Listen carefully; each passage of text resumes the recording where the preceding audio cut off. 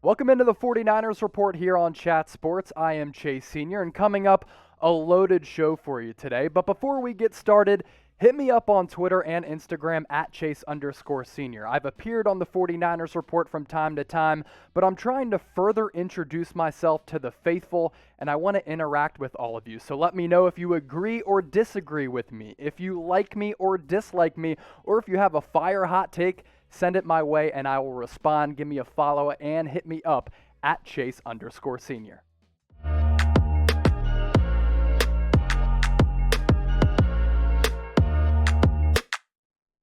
Welcome into the 49ers Report. I am your host, Chase Sr. We kick things off with Justin Fields. He has his pro day today in Columbus. It will be his second, and of course, the 49ers with John Lynch and Kyle Shanahan will be in attendance to look at and scout one of the top quarterback prospects coming up in the 2021 NFL Draft. Now, they were not there for Justin Fields' first pro day. Why? They were down in Tuscaloosa, Alabama, checking out Mac Jones, but Kyle Shanahan and John Lynch will be there to check out Justin Fields to see if he is indeed the guy that they are going to select with the number 3 pick in a couple weeks coming up in the 2021 NFL Draft. A polarizing prospect that some scouts love, others don't. Other teams around the NFL expected to be very interested in his services, and that includes the 49ers, the Jets, the Falcons, the Panthers. All of these teams will be checking out Fields at his pro day in Columbus, as well as the Broncos,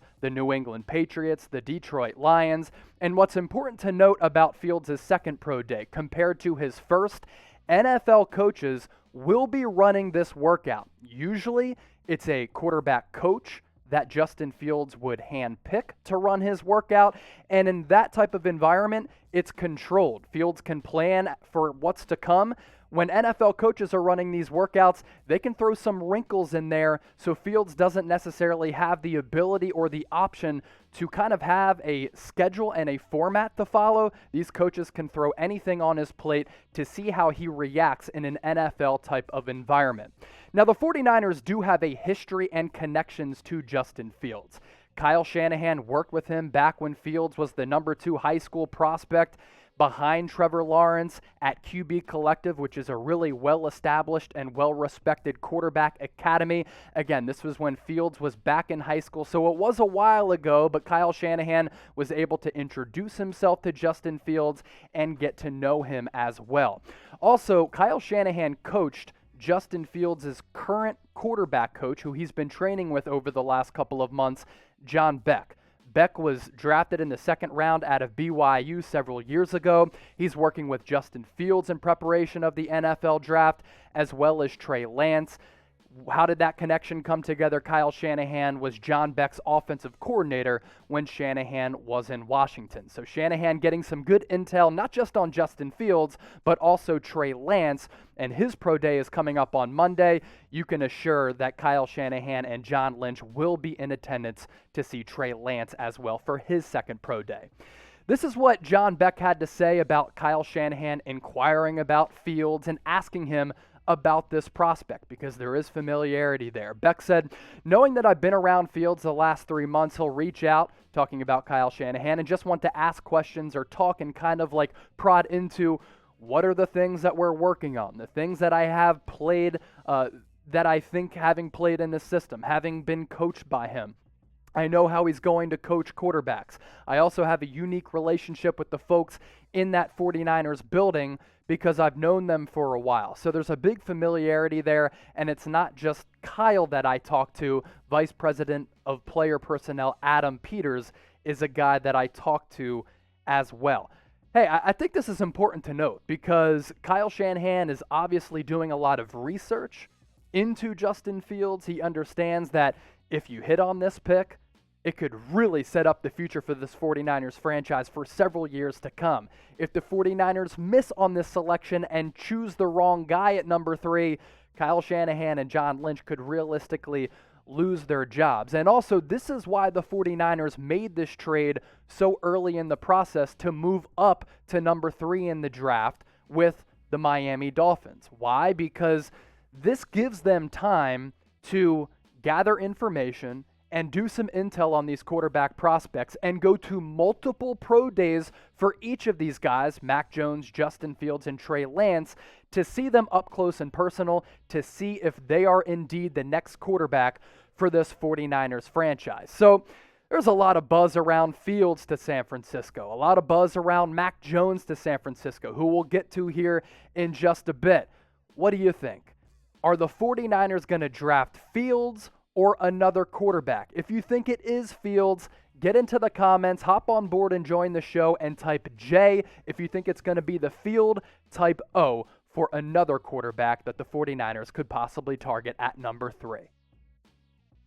Today's 49ers report brought to you by our friends at Newsbreak. Now, nowadays, we have a bunch of apps on our phones, but we have a few that we really, really like and use every single day. For me, that is the Newsbreak app. So this is what I want you to do. Go to chatsports.com/49NB and download the Newsbreak app on your iPhone or Android device today. This is why. On one single feed, you get your local news and weather, politics, pop culture, and food, as well as your sports content, entertainment information, all on one single feed as well.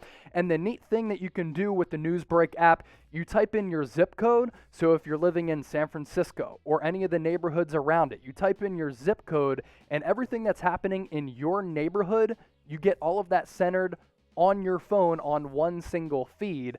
And that is very useful for me because before work, when I'm trying to get ready and stay up to date with the latest 49ers news, but I also want to see what's going on here in Dallas when it comes to crime and the weather, I'm able to just pop up the Newsbreak app, and everything I need is right on my phone. So once again, go to chatsports.com/49NB, download the Newsbreak app today, and while you're there, the 49ers report is also on the Newsbreak app. All you have to do is search 49ers report and hit that follow button there for every video that we put out. Hey, it'll show up right on your phone. Let's get into the latest 49ers news and rumors here, and we continue on about the speculation with Mac Jones. So much buzz over the last several weeks pointing to Mac Jones possibly being the selection at number 3, and this buzz has been heating up really over the last couple of weeks. Why is that? Because scouts think that Mac Jones is the best fit for Kyle Shanahan's offense. And Jones has skyrocketed up draft boards in a Joe Burrow-like sense from last year because both of these guys were kind of unknown prospects going into their final college seasons before having monster campaigns and winning national championships, putting up monster numbers in the process. That's what Mac Jones did this past year at Alabama. Now, John Middlekauff is a former NFL scout. He has worked in sports radio in the Bay Area, and he currently hosts his own podcast and is very closely tied to what's going on with the 49ers franchise as well as all of the happenings across the NFL. And he had something interesting to say on the Colin Cowherd podcast about the 49ers trading up, exhausting resources to draft Mac Jones. He said this, quote, "For everything Kyle has built around here and he has a lot of equity, people think very highly of him, even though when you look, he's only had one successful season. If you watch Shanahan every weekend last year, they only won 6 games, but he was fantastic. He was excellent given how many injuries they had, how Jimmy disappeared for all these games. I think he would lose a lot of equity the moment he took Mac Jones. Now, ultimately on draft night, it doesn't mean anything. If you win games, nobody will care, but I think it would be one of the most arrogant picks in the history of the league." Very interesting that Middlekauff said that, and I actually agree with what he had to say there, because I just can't come to the fact that the 49ers exhausted resources, mortgaged their future, and did all of this shaking to move up to draft a player in Mac Jones who clearly has a limited ceiling. For me, Mac Jones reminds me a lot of Jimmy Garoppolo.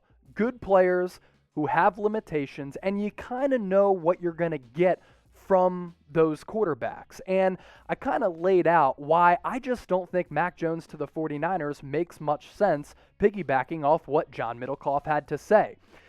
The Chicago Bears moved up to draft Mitchell Trubisky a couple years ago. And it was a decision that has haunted that franchise because now they're looking still for their franchise quarterback.